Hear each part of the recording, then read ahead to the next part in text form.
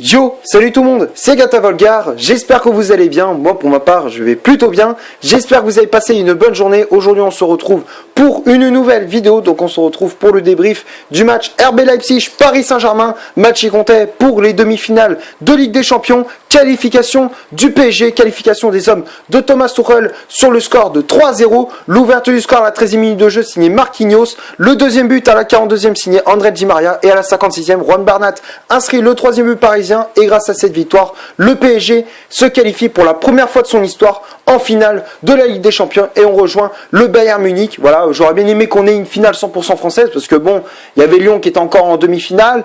Mais voilà, malheureusement, ils ont pris une fessée face au Bayern sur le score de 3-0. Mais bon, voilà, c'est dommage pour eux. J'aurais bien aimé qu'il y ait une finale PSG-Lyon. Voilà. Mais voilà, quand même, bravo aux Lyonnais. Avant que le débrief commence, je voudrais féliciter l'Olympique Lyonnais pour son parcours. Parce que quand même, ils ont éliminé la Juve en 8e, Manchester City en quart. Malheureusement, la marche était trop haute face au Bayern Munich. Mais bon, franchement, il faut quand même dire chapeau aux Lyonnais. Parce que franchement, c'est une grosse performance de la part des hommes de Rudy Garcia. Donc franchement, j'ai envie d'être objectif avant tout et de donner toutes mes félicitations à cette équipe lyonnaise. Voilà.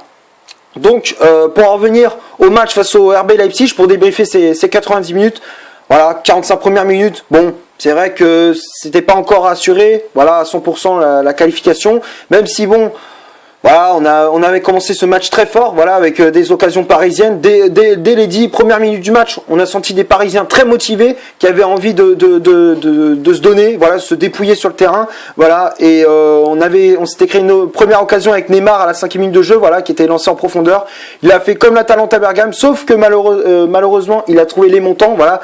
Contre l'Atalanta, il n'avait pas cadré sa frappe, elle passait à 5 mètres du but du gardien de l'Atalanta. Cette fois-ci, il trouve les montants, voilà, donc une grosse occasion dès la 5e minute de jeu pour le Brésilien. Ensuite, on a eu le but, voilà, du Paris Saint-Germain, voilà, un but refusé quelques minutes qui suivaient l'action ratée de Neymar avec Kylian Mbappé, mais malheureusement sur le dégagement de Gulacsi contré par Neymar, le Brésilien touche le ballon de la main, donc du coup le but a été refusé.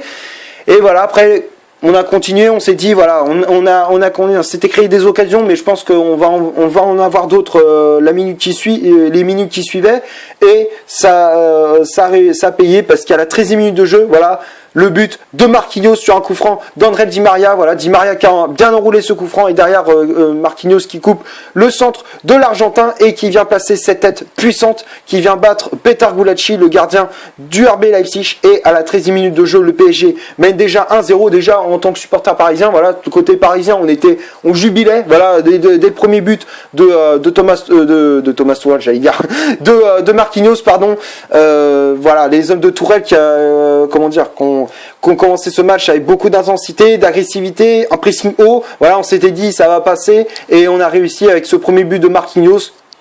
Donc voilà, déjà le premier but commence très très bien. Le match démarre très très bien avec ce premier but. Donc voilà, donc dès la 13e minute de jeu, Marquinhos ouvre le score pour le PSG, ça fait 1-0. Ensuite, bon, il y a eu une petite réaction de la part du RB Leipzig, voilà, avec une occasion de Poulsen à la 24e minute de jeu, voilà, sur un centre de Leimer, voilà, Poulsen qui frappe juste à côté, début de Sergio Rico, voilà, Rico qui remplaçait Keylor Navas blessé, voilà, qui était forfait pour ce match-là. J'espère qu'il sera pas forfait pour le match, la finale contre le Bayern Munich. Donc voilà, mais bon, franchement, Rico a fait quand même un très bon match, voilà, il a gardé les cages du PSG clean, voilà. Donc ça, c'était une occasion, pour revenir au RB Leipzig, c'était une occasion assez dangereuse en première mi-temps. Ensuite, Paris a commencé à être un peu plus dangereux avec Mbappé, avec Di Maria et tout, mais malheureusement, on n'arrivait pas à trouver la solution. Il fallait vraiment attendre la 42e, juste avant la pause, avec un dégagement complètement loupé de Gulacsi. Ça revient dans les pieds des Parisiens, avec ce ballon dans la profondeur pour Kylian Mbappé, le centre à terre pour André Di Maria, le contrôle et derrière la frappe du pied gauche qui vient trouver le petit filet de Gulacsi, et ça permet au PSG de faire le break juste avant la pause. Ça fait 2-0 pour le Paris Saint-Germain. Donc on rentre au vestiaire avec cette avance de 2 buts. Seconde mi-temps, le RB Leipzig a essayé de revenir dans la partie avec des occasions de Sabitzer, de Poulsen.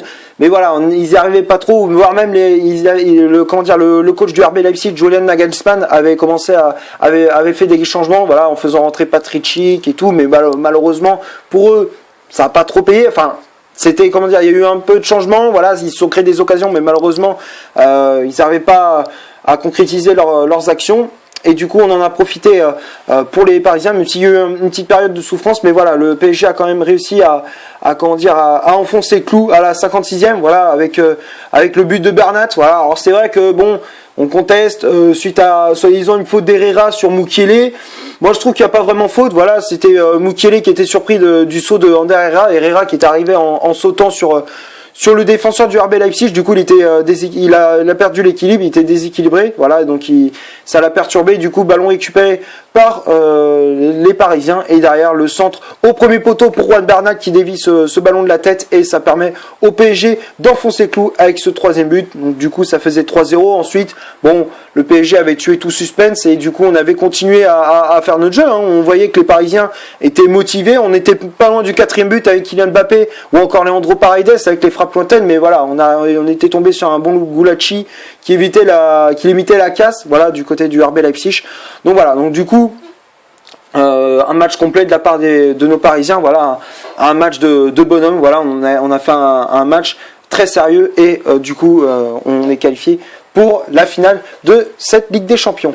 Voilà, donc on va passer maintenant à la composition d'équipe que Thomas Tuchel a alignée. Donc ça a été un 4-3-3 du côté de l'entraîneur allemand, avec Sergio Rico à la place de Keylor Navas, bien évidemment blessé, comme je disais tout à l'heure.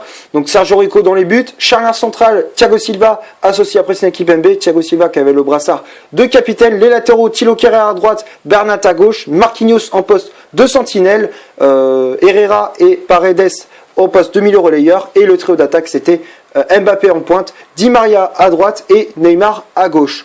Après, il y a eu les remplaçants qui étaient entrés en jeu. Il y avait une petite surprise, il y avait Marco Verratti qui était entré en jeu à la place de Ander Herrera. Il y avait Draxler à la place de Leandro Paredes, Sarabia à la place de Di Maria et Choupo-Moting à la place de Kylian Mbappé. Voilà, donc on a remis ce bon vieux 4-3-3. Voilà, donc il y a eu la petite surprise aussi dans ce 11 de départ, je n'avais pas encore cité, c'était la non-titularisation de Mauro Icardi. Voilà, Icardi pardon, qui n'a pas été titulaire dans ce match-là, il n'a même pas fait son entrée en jeu.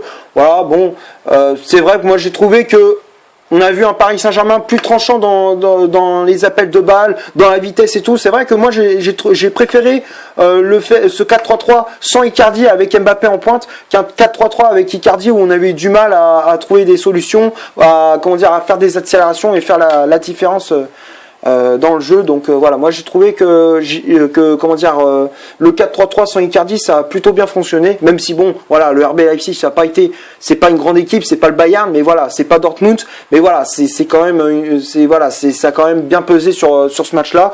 Donc voilà, j'étais plutôt satisfait de ce choix tactique de la part de Tuchel. Voilà, donc on va passer maintenant aux statistiques de cette vidéo. Donc on va commencer par celle du RB Leipzig. Les Allemands, c'est 44% de possession de balle, 5 corners, 8 tirs au total, dont 3 tirs cadrés, 0 position dans le jeu et 24 fautes commises. Donc tout ça c'est du côté du RB Leipzig, et du côté du PSG c'est 56% de possession de balle, 4 corners, 13 tirs au total, dont 9 tirs cadrés, 3 positions dans le jeu et 13 fautes commises. Donc tout ça c'est du côté du Paris Saint-Germain. Voilà, donc c'est tout ce que j'avais à dire dans ces statistiques. Voilà, donc le Paris Saint-Germain qui avait la possession du ballon, qui s'était créé des occasions. Voilà, donc dans l'ensemble on a été très précis, très tranchant dans nos appels de balles, dans nos finitions. Voilà, donc franchement j'ai été plutôt satisfait de la prestation des Parisiens, et très très content bien évidemment de la prestation globale de l'équipe du Paris Saint-Germain. Et voilà, du côté de Leipzig, voilà, on avait des occasions, mais il manquait cruellement de finition. Voilà, il manquait un peu de précision dans la finition. Voilà, donc on va passer maintenant au top et au flop de cette vidéo. Donc on va commencer par Sergio Rico. Rico, voilà, j'ai rien à dire. Franchement, très gros match de la part de Sergio Rico, qui a été très sérieux, qui a pu compenser l'absence de Keylor Navas dans cette demi-finale de Ligue des Champions. Voilà, donc Keylor Navas, j'allais dire. Rico, pardon. Donc pour moi, je le mets dans le top. Voilà, Sergio Rico qui a fait un très bon match. Ensuite, la défense.